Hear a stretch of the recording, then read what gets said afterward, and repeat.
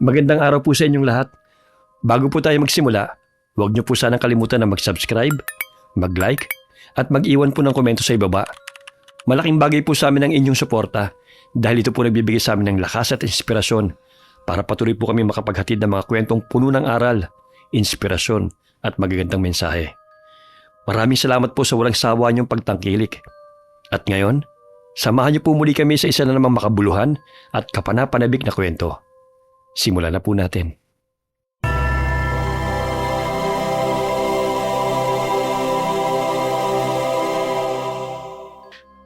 Celia, may sasabihin sana ako sa'yo eh. Ano yun? Tsaka bakit parang ang seryoso naman ng mukha mo? Tumawag kasi si Papa mula sa probinsya. Nakiusap siya na kung pwede raw, kupkupin ko muna yung nakakatanda kong kapatid na si Dodong. Dodong? Teka lang, hindi ba dyan yung nakukwento mo sa akin noon na kapatid mo medyo may pagka-siraulo? Pasaway? Oo, siya nga mahal. Nung nakaraang linggo daw kasi nablatter na naman daw sa barangay dahil sa kasong pagnanakaw ng bike. Muntik na raw makulong. Mabuti na lang at may kapit si Papa sa barangay. Pinapaalis na raw si Kuya sa lugar nila. At naisip ni Papa na dito na muna siya sa akin. Baka raw sakaling magtino at umayos ang buhay. Muntik ng makulong. Siraulo. Pasaway. Laman ng barangay. Tapos, papayag ka na dito tumira sa atin? Mahal, naiintindihan ko na pamilya mo yung kuya mo, pero hindi mo ba naiisip na baka dito naman yan gumawa ng kabulastugan? Manggulo, magnakaw. Oh, hindi ako nanguhusga ha, pero baka lang kasi... Mahal, pinag-isipan ko namang mabuti yan eh. Nagkataon lang talaga na ako na lang ang option na meron ng mga magulang ko. Sige, sabihin na nating dito siya titira. Hindi ba't nagtatrabaho ka sa umaga? Naiiwan ako dito. Ibig sabihin, buong araw ko siyang makakasama dito na ako lang mag-isa. Hindi ka ba nag-aalala? Hindi naman gagawa ng masama ang Kuya Dodong ko rito. Sinisiguro ko yan sa'yo, mahal. Kahit ako yung mas bata sa aming dalawa, nakikinig naman siya sa akin eh. Pag pinagsasabihan ko siya. Hindi ako sigurado sa magiging desisyon mong yan, ha? Iba ang kutob ko kapag napunta at tumira siya dito sa atin. Baka hindi rin kami magkasundo niyan. Kaya nga kakausapin ko siya ng masinsinan. Papayag ako na dito muna siya tumira pero kung sakaling gumawa siya ng hindi maganda, hindi ako magdadalawang isip na paalisin siya at patirahin sa kalye. Sa ngayon, kailangan ko muna siyang pagbigyan. Malay mo, dito siya magbago at magtino. Napabuntong hininga na lamang si Celia. Halatang ayaw niya sa naisip at desisyon ng asawang si Ronald, kaya pailing-iling siya habang nakikinig. Inabot din ng ilang minuto ang usapan nila at ilang suyo pang ginawa ni Ronald bago siya napapayag. Nang gabing yon, ramdam ni Ronald ang lungkot at pagkadismaya ng kanyang asawang si Celia sa kanya. Walang nagawa ang lalaki kundi ang mapabuntong hininga at magdasala na sana maging maayos ang lahat. Lalo na kapag dumating na ang kapatid niya. Pagkalipas ng ilang araw, pag-uwi ni Ronald, kasama na niya ang kanyang kuya. Medyo luma at gusgusin ang suit nito. Mukha talagang taong kalye na kung saan-saan lang napulot.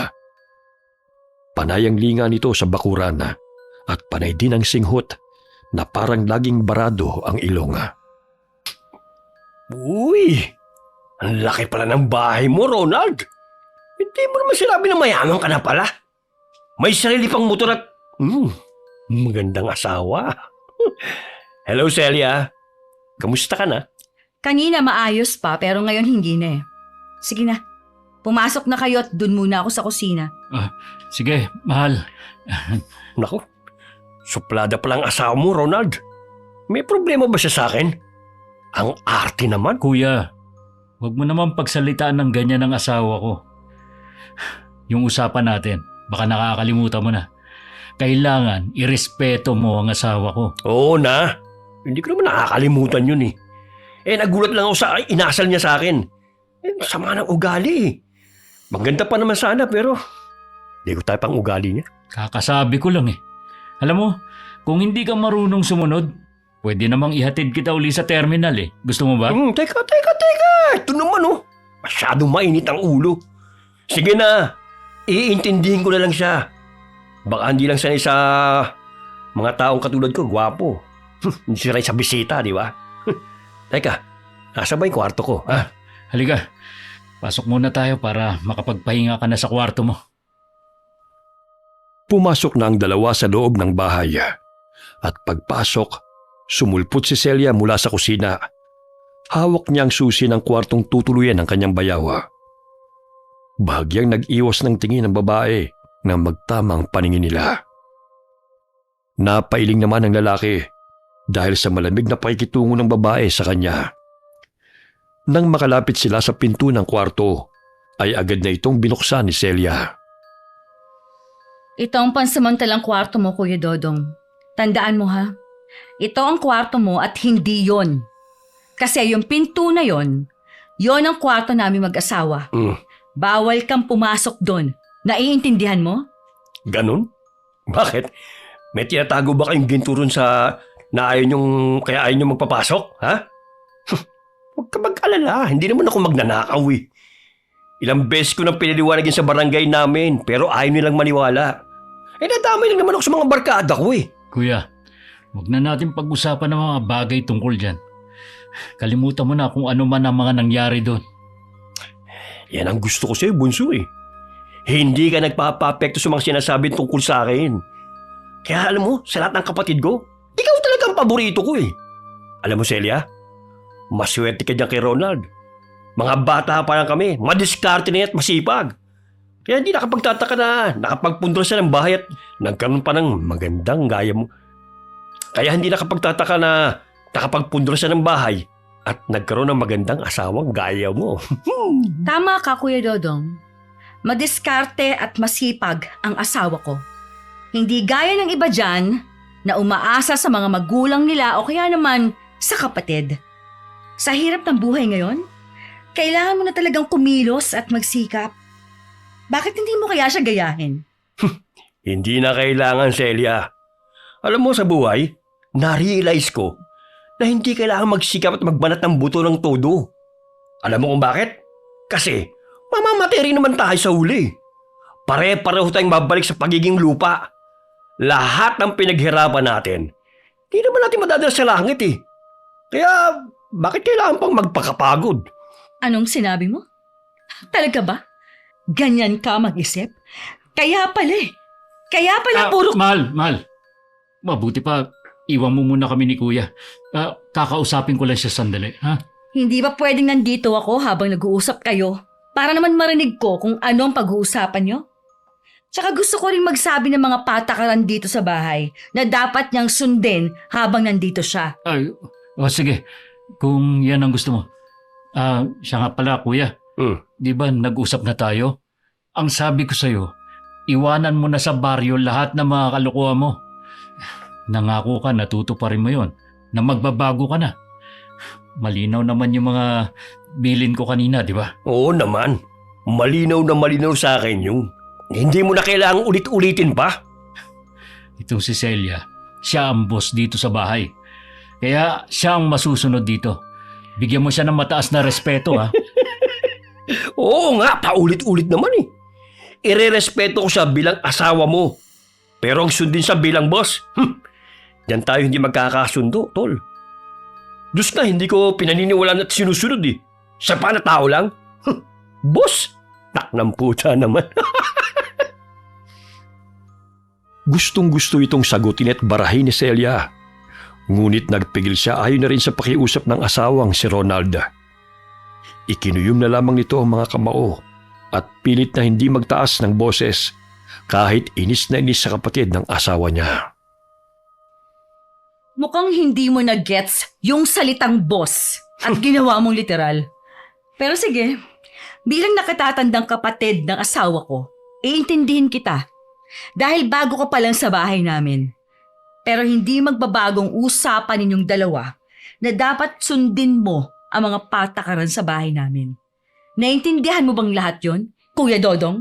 Oo naman! Anong palagay mo sa akin, Bobo? Gusto mong malinis lagi ang bahay nyo. Bawal magkalat. Mag-iwan ng mga gamit kung saan-saan pinagkainan. Oh, ayaw mo rin na may natatambak na labahin. Ayaw mo na maingay, ng istorbo at ng basta, lahat ayaw mo. Parang nanay kong walang ginawa kundi mag-utos ng kung ano-ano. Ayusin mo naman yung pagsagot mo sa asawa ko, kuya. Pwede ka naman magsalita ng hindi nagtataas ng boses eh. O kaya sumisigaw. Isa yan sa pinakaayaw namin dito. Patakaran naman. O sige na, susundin ko na rin. Ano pa bang magagawa ko? Nakikitira lang naman ako dito sa inyo. Hindi ko lang alam kung magtatagal ako rito. Sana nga hindi na. Ano sabi mo? Ulitin mo! Tama na yan! Ano sabi mo? Tama na! Sige na, magpahinga ka na, kuya. Oo nga. Sige na. Balik na ako doon sa kusina. Lumabas si Celia at tumuloy sa kusina. Si Ronald naman ay naiwan kasama ang kanyang kapatid na panay ang iling at ngisi. Walang magawa si Ronald kundi ang mapabuntong hilinga habang pinagmamasdan ang kanyang kapatid. Maya-may napakunot ang noo niya. May napansin kasi siyang kakaiba sa kilos ng kanyang kapatid. Ano nakakatawa, kuya? Bueno kasi. Natatawa ako kasi masyado kayong seryoso na dalawa. Para naman kasing hindi mo kabisado eh. Minsan seryoso pero madalas joker. Yung mga sinabi ko kanina, biro lang yun. Kaya huwag kayong makonsumi ng todo. Kuya, nag-a-addict ka ba? Uy, hindi ah. Matagal ko nang itinig ang paggamit ng bawal na gamot. Saka, iniiwas ko na talaga yun noon pa. Saka, matino naman ako ngayon oh. Totoo yung mga sinasabi ko kanina na nadadamay lang ako sa gulo ng barkada. Maniwala ka sa akin, tol. Hindi yung biro. Sana nga nagsasabi ka ng totoo. Pero kuya, hindi ko gusto yung turing mo sa asawa ko ha. Kausapin mo siya na maayos. Paano? Bastos din naman kasi siya eh. Hindi na rin maganda yung pagsagot-sagot niya sa akin. Hayaan mo na. Sadyang ganun lang yon. Pero mabait ang asawa ko. Magkakasundo rin kayong dalawa. Basta maging mabait ka lang sa kanya. Ha? Ano pa bang ang magagawa ko? Madaling lumambot ang puso nun. Mag-sorry ka na lang din para magkaayos na kayo. Ha? Mag-sorry? Bakit ako magsusorry? Huwag ka nang kumontra. Para to sa kaayos ng samahan natin dito. Oo na, sige na. Dahil paborito ko ng kapatid, pagbibigyan kita. Hihingi ako ng sorry. Pero last na to ha. Kilala mo naman ako eh. Hindi ako nagpapa-under kahit kanino. Ako na yun. Ugali ko na yun. Alam ko naman yun, kuya. Pero ito ha. Seryoso ha. Gusto ko na talaga magbago kaya sana. Tulungan mo ako. Yan ang pinakamagandang narinig ko sa iyo ngayong araw. Ngayong sinabi mo yan, oras na siguro para magkaroon ka ng disente at magandang trabaho. Kaya mo, kakausapin ko yung boss ko. At baka sakaling may maibigay siyang trabaho sa'yo. Trabaho? Kailangan ba talaga yun? Nakakatamad kasi. Ano ka ba naman, kuya? Para din yun sa'yo. Para mapatunayan mo rin sa mga magulang natin na kaya mong magbago. Kung magkakaroon ka ng maayos na trabaho, sigurado matutuwa sila. Ayaw mo ba nun? Hindi ka nila susumbatan. O kaya naman, tatawaging palamunin, batugan. Oo na, sige na. Hindi mo na kailangan ipamukha sa akin yan. Oh, ano? Pwede na ba ako lumabas? Kailangan ko pa mag-sorry sa asawa mo di ba? Sige, kuya. Pumunta sa kusina si Dodong, pero wala na roon si Celia. May naririnig siyang kumakalusko sa kwarto ng mag-asawa, kaya dun siya lumapit. Nang makarating sa harap ng kwartong yon, agad siyang kumatok ng mahina. Nang magbukas ang pinto, iniluwano ng naiinis pa rin si Celia na nakabusangot at nakataas ang kilay. May kailangan ka? Tapos na ba kayo mag-usap ng asawa ko? Oo, tapos na kaming mag-usap. Nandito ako para humingi ng dispensa sa nangyari kanina. Hindi lang kasi ako sanay sa mga taong sumasagot sa akin ng pabalang eh. Kilala mo naman din ako, di ba? Siguro nabalitaan mo rin na hindi maganda pinagdaanan ko bago ako nagpunta rito. Kaya ang gusto ko sana, intindihin niyo rin ako kahit papano. Pero, sorry na rin talaga. Mukha namang sincere ka sa pagsasorry. Sige, pinapatawad na kita. Pasensya ka na rin kung feeling mo hindi naging maganda ang pakikipag-usap ko sa'yo. Hindi kasi ako sanay na may bisita at labag din sa loob kong pagpapatuloy sa'yo dito. Pero nandito ka na, wala na akong magagawa. Kailangan na lang talaga nating magkasundo. Basta sumunod ka lang sa mga patakaran, wala tayong magiging problema. Hindi naman ako boss. Ang gusto ko lang, maayos palagi ang paligid ko. Oo, sige. Walang problema sa akin yon. Sige na kuya, kumain na kayo dun sa kusina. Nakahanda na ang pagkain dun. Mamaya na lang ako kakain. Sige, Celia. Salamat ah. Matapos isara ni Celia ang pinto'y dumiretso na sa kusina si Dodong. Maya-maya yung seryoso at magandang araw na mukha niya biglang nagbago. Sumilay sa kanyang labi ang isang nakakalokong ngisi. Pagdating sa kusina, nakita niyang nakahain na nga ang pagkain. Agad siyang kumain na di man lamang tinatawag ang kanyang kapatid. At nang matapos kumain, ay iniwalan niya lang ang pinagkainan sa lamesa. Ilang sandali pa'y pumasok sa kusina si Ronald at nakita ang mga kalat sa mesa. Napailing na lamang ang lalaki habang nililigpit ang pinagkainan ni Dodong. Siya namang paglapit ni Celia mula sa likuran. Hindi nagusto ni Celia ang ginawa ng kanyang bayaw, kaya naman kinausap niya ulit ang kanyang asawa.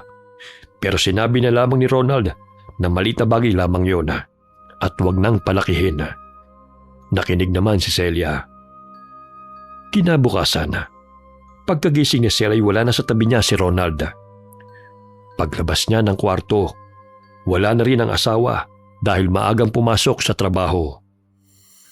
Dumiretso na lamang siya sa kusina para uminom ng tubig. Pero napataas ang kilay niya nang makitang nakabukas ang kanilang refrigerator. Paglingon niya sa mesa, naabutan niya ang bayaw na si Dodong. Tutok na tutok sa cellphone habang humihigop ng kape. Kuya Dodong, ikaw bang nagbukas ng ref? Oo.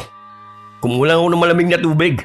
Bakit? Iniwan mo nakabukas Sayang naman sa kuryente, kuya. Hindi dapat hinahayaang nakabukas yan. Diyos!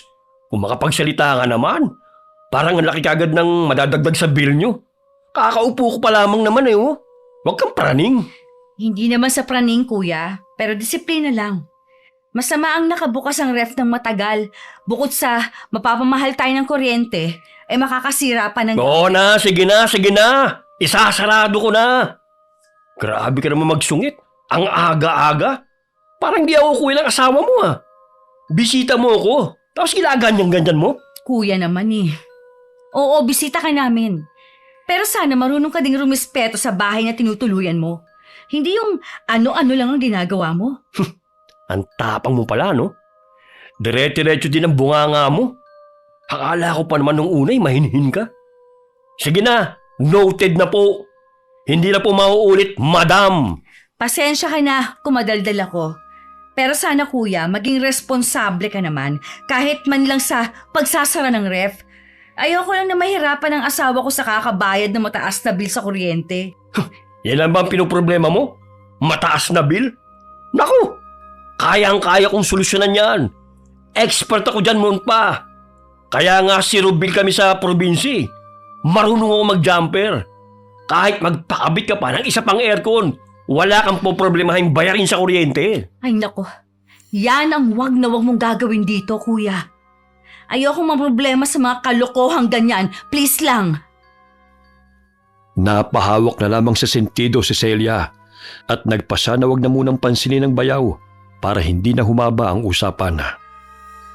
Matapos makainom ng tubig, agad siyang kumuha ng mga damit upang maligo. Subalit pagpasok pa lamang niya sa loob ng banyo, bigla siyang napatakip ng ilong dahil sa sumalubong na mapanghing amoy. Lalo pang nag-init ang kanyang ulo nang makitang madilaw-dilaw na inodoro na may mga nakalutang pang upos ng sigarilyo. Bukod pa ron, naging maputik din ang mga tiles sa sahig na hindi man lamang nagawang buhusan at linisin ang huling gumamit.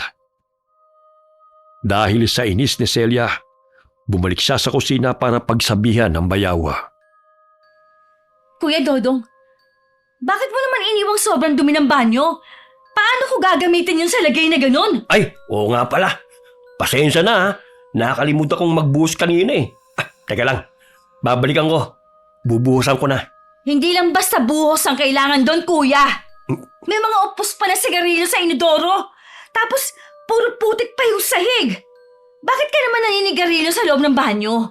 Ang sangsang tuloy ng amoy at ang panghi pa. Wow! Ang aga-agang ngit kagad ang ulo mo. Sa naiiyak ko habang humihit-hit eh. Ano magagawa ko? Nakakalimutan ko nga lang, di ba? Eto na. Lilinisin ko na. Hindi naman sa nagiinit ang ulo ko. Pero sana naman magkusa ka. Walang ibang maglilinis niyan kundi ako. At hindi porket nakikitira ka dito, ako na ang gagawin mong tagalinis ng kalat mo. Dami mo na ang kuda. Di lilinisin ko ngayon. Parang inodoro lang eh. Dahil mo pa yung mga nanay kong makatalak. Tabi nga dyan, para matapos na yung sasat mo. Aba, siguraduhin mo lang na malinis at wala lang amoy yan pagkatapos mo. At nakikiusap ako ha. Huwag ka nang maninigarilyo sa loob ng banyo dahil hindi lang ikaw ang tao dito sa bahay. Nilinis na nga ni Dodong ang banyo at pagkatapos ng ilang minuto ay bumalik na siya sa lamesa at ipinagpatuloy ang pagkakape at kumain na rin siya ng agahan. Bumalik naman si Celia sa banyo at lalo siyang nainis nang makitang hindi naman talaga nilinis ang maigi ng lalaki ang banyo. Lalo lamang kumulo ang dugo niya sa inis. Pagkatapos maligo ay lumabas na siya sa banyo at napahinto siya nang makitang iniwan ng bayaw niya sa ibabaw ng lamesa ang lahat ng pinagkainan nito. Sa sobrang buwisit, hindi niya na nagawang magbihis pa. Kahit tuwalya lamang nakabalot sa katawan, dumiretso kagad siya sa tapat ng kwarto ni Dodong at malakas na kumatok. Nagbuksan ni Dodong ang pinto. Biglang natigilan si Celia nang makita ang kakaibang ngisi sa mukha ng kanyang bayaw. Bakit ganyan ka makatingin? Nagpunta lang naman ako dito para sabihin sa'yo na pakilinis mo naman yung mesa. Hindi mo ako katulong, Kuya Dodong ha, kaya pakiusap. Maglinis ka naman. Linisin ang mesa? Sus!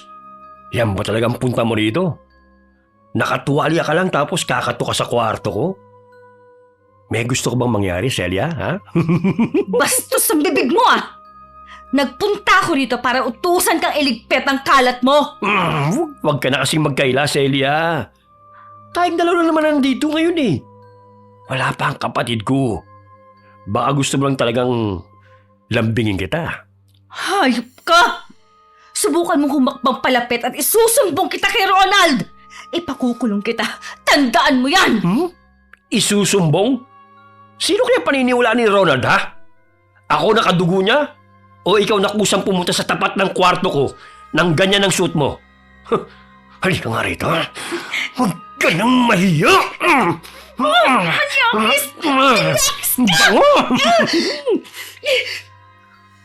Panay ang sigaw ni Celia habang nagpupumiglas at sinusubukang tumakbo palayo sa kwarto.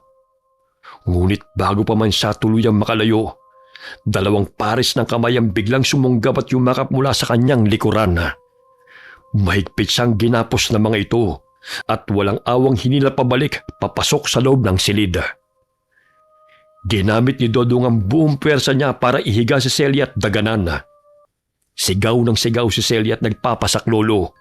Subalit nang walang dumarating, pinilit niyang kumawala sa manyakis na bayawa. Kahit na anong pilit ni Dodong na patahibikin siya, hindi nagpatalo si Celia. Ginamit niya ang lahat ng nalalabing lakas para manlaban at hindi maging biktima sa sarili niyang pamamahay. Sa isang mabilis na pagkakataon, nang bahagyang lumuwag ang pagkakahawak ng lalaki dahil sa pagpupumiglas niya, nakahanap ng buwelo si Celia. Walang pag-aalinlangang itinaas niya ang kanyang tuhod at buong lakas na sinipa ito sa pagitan ng mga binti ng kanyang bayaw. Umalingaw-ngaw ang matinding daing ni Dodong sa loob ng maliit na kwarto. Namimilipit sa sakit na napabitiw ito at nagpagulong-gulong pababa ng kama habang sapo ang sarili. Hindi na nag-aksaya pa ng kahit isang segundo si Celia. Agad siyang bumangon. Mahigpit na kinapitan ng tuwaling nakabalot sa kanya at patakbong lumabas ng silid. Dumiretso siya sa kanilang master's bedroom. Mabilis na isinara ang pinto at agad na inilak yun. Nanginginig ang buo niyang katawan habang nakasandal sa pinto. Habol ang kanyang paghinga habang umaagos ang luha ng galit at takot. Agad niyang tinignan ang ibabaw ng kama at dinampot ang kanyang cellphone. Kailangan niyang matawagan si Ronald ngayon din bago pa muling makabawi ang hayop na nasa kabilang kwarto. Hello? Ronald? Umuwi ka ngayon din! Umuwi ka na rito!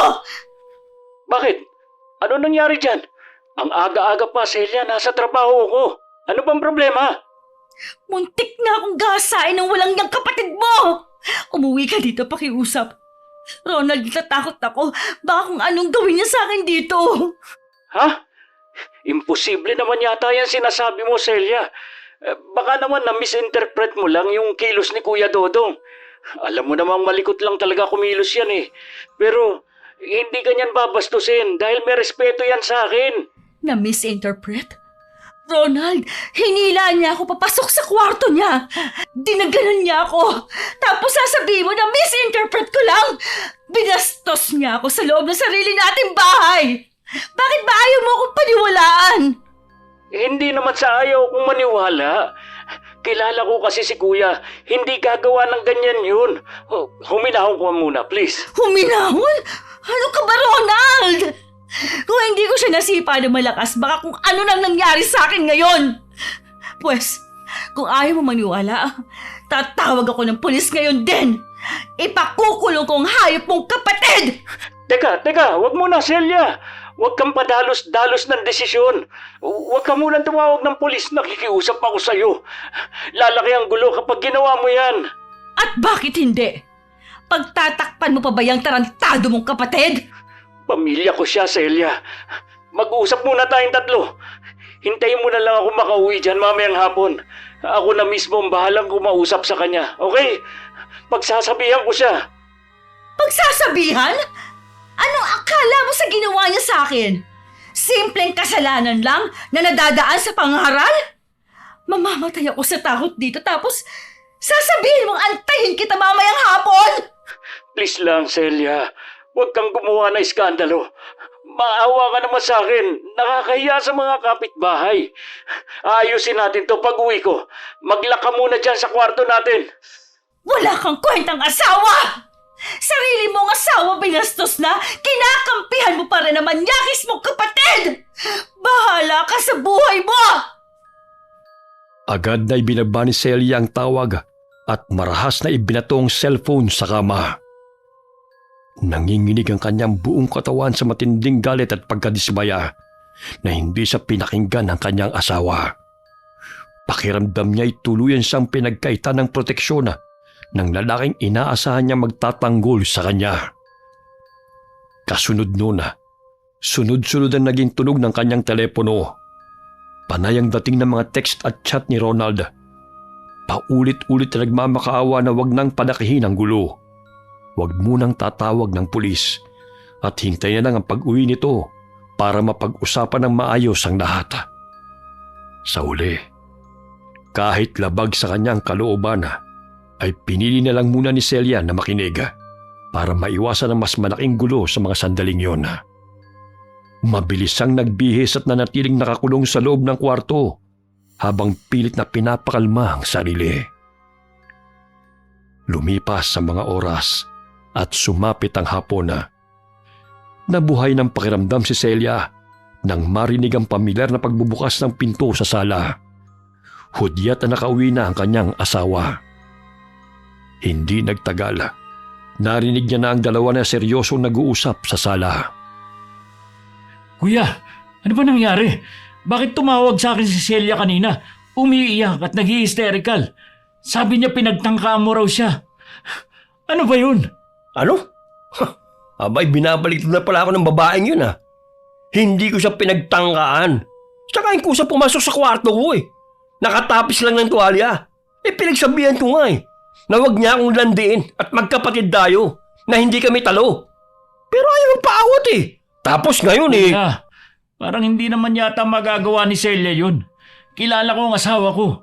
Hindi siya ganong klaseng babae. Yan ang akala mo, Ronald. Alam mo, mukhang kulang sa karinyo Kaya pala palaging masungit. Lambingin mo kasi para hindi naghahanap ng pagmamahal sa iba at karinyo sa iba. Baka kasi napapabayaan mo na kaya nagkakaganyan. Anong sabi mo? Walang hiya ka pala Ako pa ngayon ang binabalitad mo? Ha? Tarantado Celia, ka! Celia, huminahon ka lang. Huminahon ako? Paano ako hihinahon? Buong maghapon ako nakakulong sa kwarto dahil sa takot ko sa lalaking yan! Paalisin mo yan! Palayasin mo na dito sa bahay ang demonyong yan! Hindi pwede. Hindi ko siya pwedeng basta nalang palayasin ng bahay. Kawawa naman walang matutuluyan. Walang matutuluyan? Paano naman ako? Ha? Ako na asawa mo ang nanganib dito sa loob mismo ng bahay natin. Bakit, Ronald?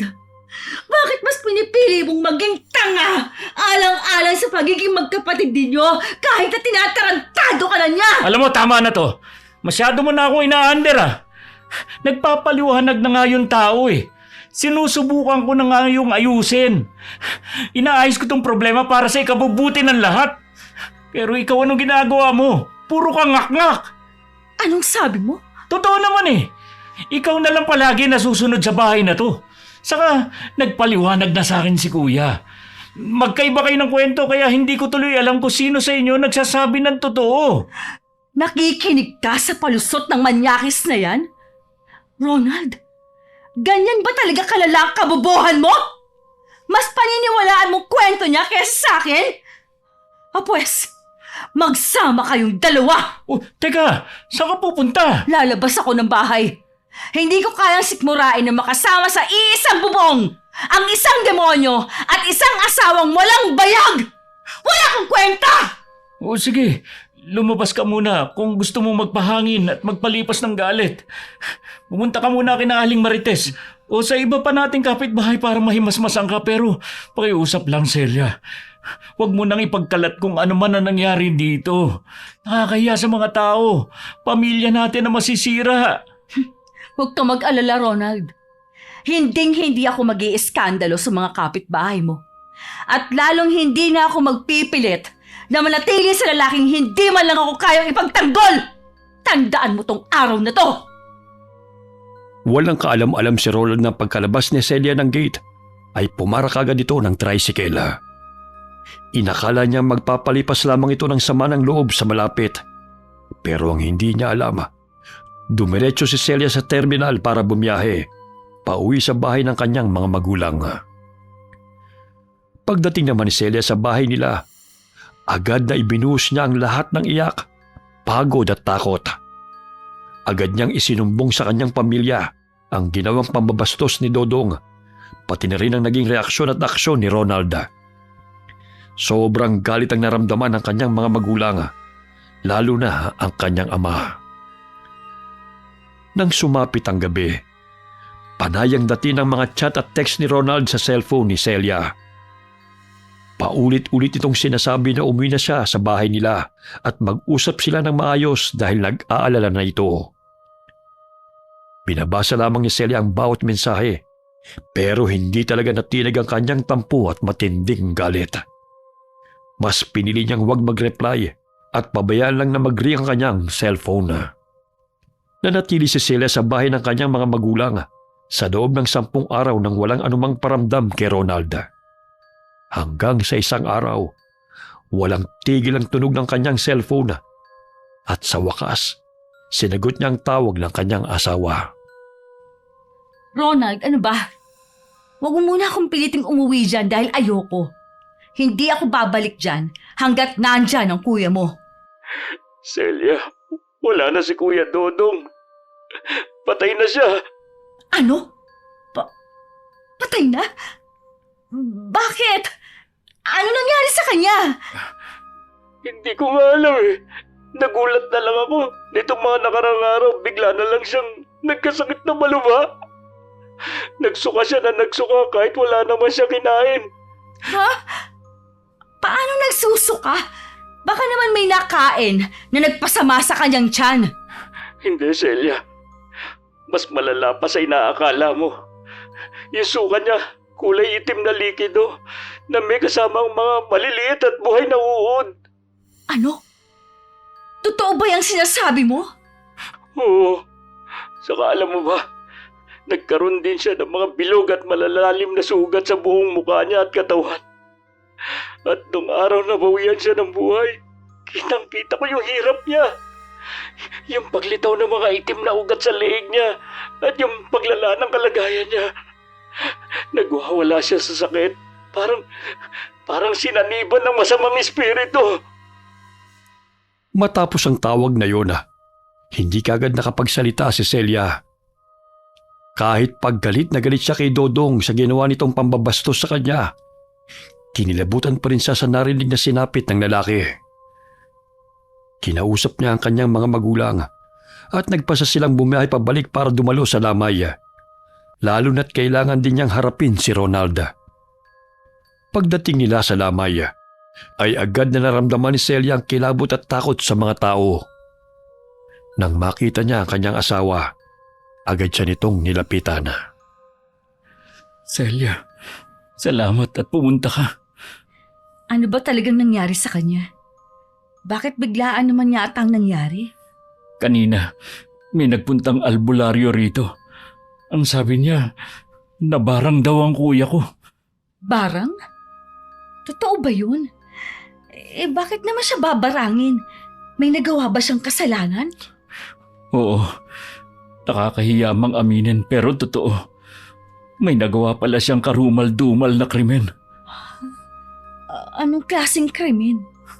Hindi lang pala simpleng gulo ang tinakasan niya rito, Celia. Nanggahasa at pumatay daw pala siya ng babae.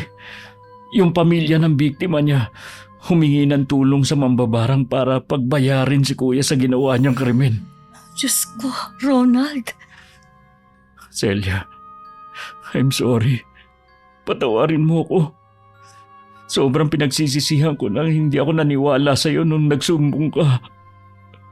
Nagmatigas ako at pinagtanggol ko pa siya dahil lang kadugo ko siya.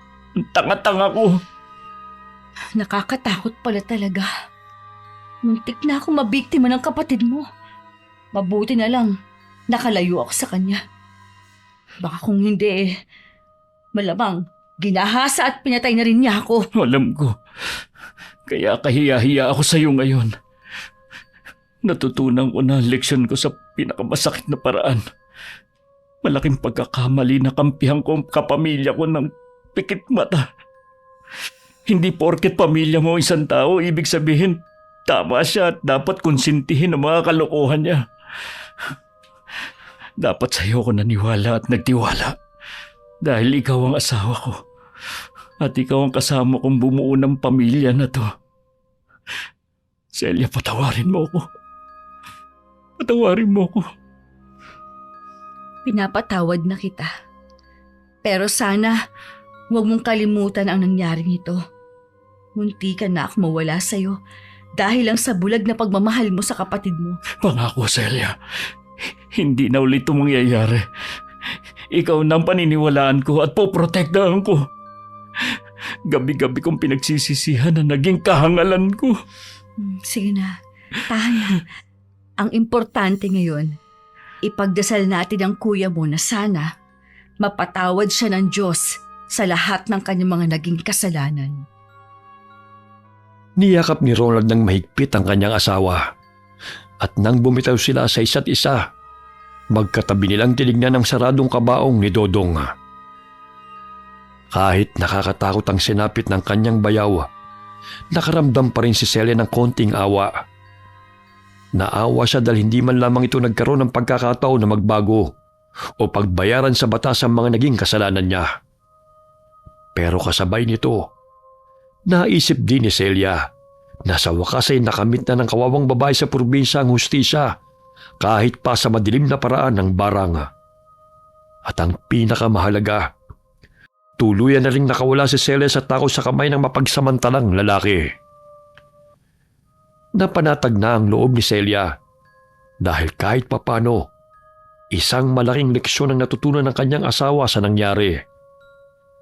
Alam na ngayon ni Ronald na ang tiwala sa asawa ay hindi dapat madaig ng kahit anong ugnayan sa dugo, lalo na kung ang mismong kadugo mo ay hindi naman pala mapagkakatiwalaan.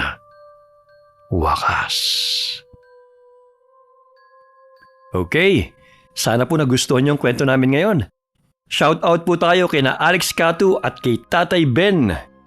Hi kay Christine Joy Dulay from Wawa, Bayambang. Hi kay Maria Consuelo Benitez.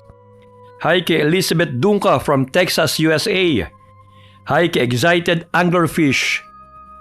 Hi kay Normski25 from Kabangkalan City, Negros Occidental. Shoutout kina Pauline, Pampam, Fatima, Laika, Patricia, kay Paul at Rebecca, sa Fernandez family from Pangasinan at kay Helen Fernandez from Cainta, Rizal. Hi kay Rachel Taban from Kuwait. Kamusta rin po sa lahat ng mga kababayan natin dyan? Mabuhay po kayo. Hi kay Elioniz Yupo. Hi kay Jessica Sobremonte from Quezon City. Shout out sa Busito family at kay Bernadette Busito from Bacoor, Cavite. Shout out kina Billy Ray, Jenny May, Ray Buendia at kay Lucy Buendia. Shout out kay Gina Andraque Peñas at sa asawa mo, ma'am. Hindi mo naman binagit yung pangalan ng asawa niyo pero kamusta kayo, sir? Hi kay Penelope Valdelon. Binabati ko po sina Harvey at Christy. Congratulations and best wishes. Mabuhay po ang bagong kasal. Alright, kung nagustuhan niyo po ang kwento namin ngayon, sana po huwag niyong kalimutan na mag-subscribe, mag-like at mag-comment. Malaking tulong po ang suporta niyo para magpatuloy po ang aming channel. Muli po, marami pong salamat sa inyong lahat and God bless all of you. Ganyan ka mag-isip? Kaya pala eh. Mahal. Mabuti pa iiwan mo muna dito. Tapos yun. Di ganun. Di ganun. Hindi lang pala simpleng gulo ang tinakasan niya rito. Nanggahasa at pumatay daw pala si Rich. Huwag ka na kasing magkaila kasi. Buwisit ka.